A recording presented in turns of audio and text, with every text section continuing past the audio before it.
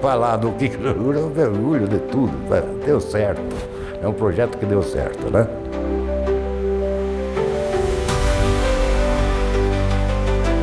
Bom, eu sou Alberto Luiz Francio, para quem não me conhece.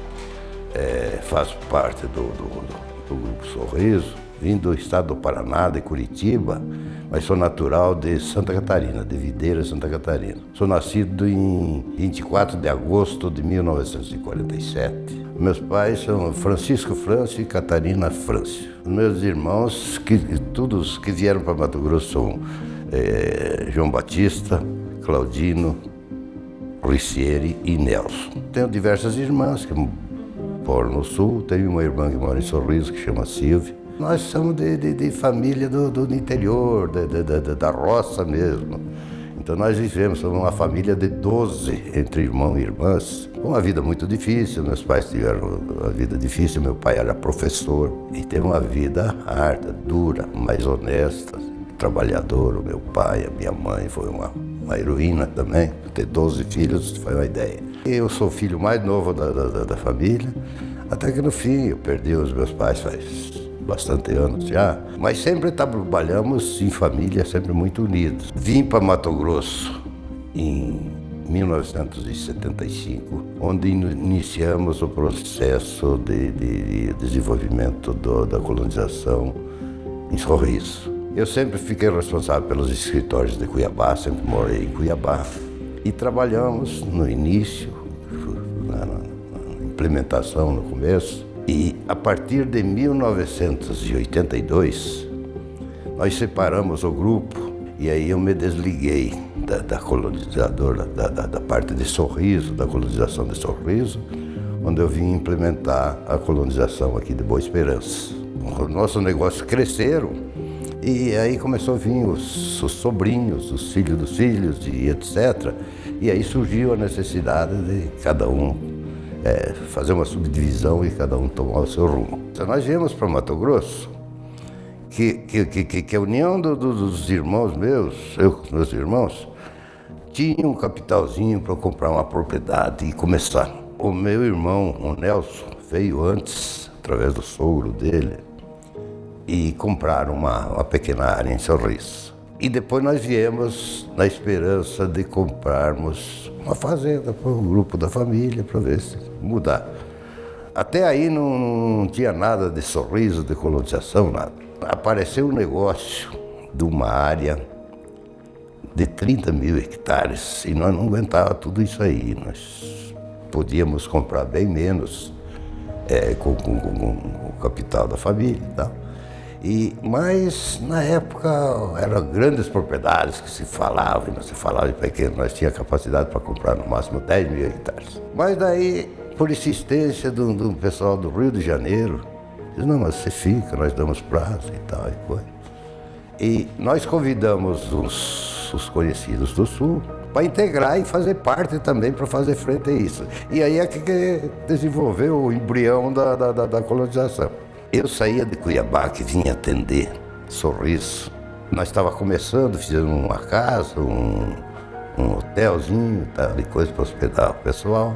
E Sinop também estava mais ou menos, tinha escritório da Sinop, uns 10 moradores mais ou menos. Mas nós tínhamos que trazer combustível, porque não tinha autonomia para vir de carro e voltar, porque não tinha posto de gasolina, não tinha nada. O único recurso que tinha era o posto do Gil, que talvez tinha combustível, talvez não tinha. Daí para frente, até Sinop, tinha dias que a gente viajava e não encontrava um único veículo na estrada. Eu lembro muito bem que uma vez eu fui com um automóvel, um Fusquinha, e furei 2 pneus, consequentemente num período aí próximo ao Mutum. E fazer o quê? Esperar na beira da estrada. Trocou um pneu, tinha os tempos, vamos lá. Aí nós esperamos 4 horas para chegar uma condução que veio para nós carregar o pneu, daí andar 60 quilômetros mais ou menos, para ir até Rosário na época, até Rosário, para arrumar o pneu, para depois esperar uma condução para voltar para mim buscar o carro. Foi um processo de 2 dias mais ou menos. Então era bem o inverso de hoje. Hoje a gente sai tropicando em caminhões ali na estrada, né? Os desafios foram por aí. Agricultura, nós viemos, porque como somos de origem de agricultores, o nosso negócio era agricultura. Mato Grosso se falava muito em pecuária, bovinos. A primeira agricultura que nós fizemos hoje, onde é a cidade hoje, eu fui propor um financiamento no Banco do Brasil de Rosário do Oeste. Apresentamos o projeto para plantar 500 hectares de arroz. Eu fiz o cadastro no banco, tal, coisa. O gerente do banco, um tal de Luiz Sá, disse, olha, você tem o cadastro, eu sou obrigado a te emprestar, mas eu não acredito em agricultura. O teu cadastro você tem, comporta. Se você quiser dinheiro para boi, eu te arrumo quando você precisar. Mas a agricultura não acredita. Com muita insistência nós conseguimos fazer. Foi um embrião da coisa. Foi a primeira agricultura que nós fizemos aí no norte. E aí, através disso, daí começou a vir mais gente, mais os paranaenses que tinham muita tradição em soja, começaram os primeiros experimentos. Aí, um dos desafios grandes foi eu com o nosso engenheiro agrônomo na época, chamado SPAC, que nós fizemos um campo de experimento, de um balizamento para ver o que a gente poderia produzir economicamente, o que rendia e que deu resultado. Tá até nos anais hoje da Embrapa, da Emater na época, com todos os primeiros dados, que semente de soja, qual a semente mais apropriada.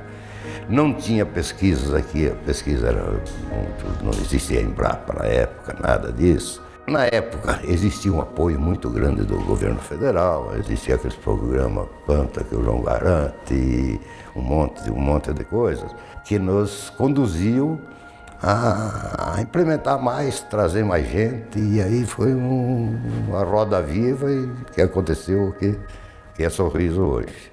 Em 1978, por aí, eu consegui um posto, um PS, posto de serviço de telefonia, com uma linha para Sorriso, com muita dificuldade. Tivemos que construir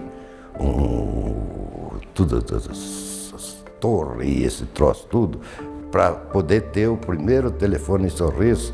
Formava filas que tinha que agendar de um dia para o outro para fazer as ligações, que era o povo que precisava falar com a família do Sul. Geralmente os caras no começo vinham e deixavam a família para trás para depois se instalar bem para trazer a família. Então era uma dificuldade.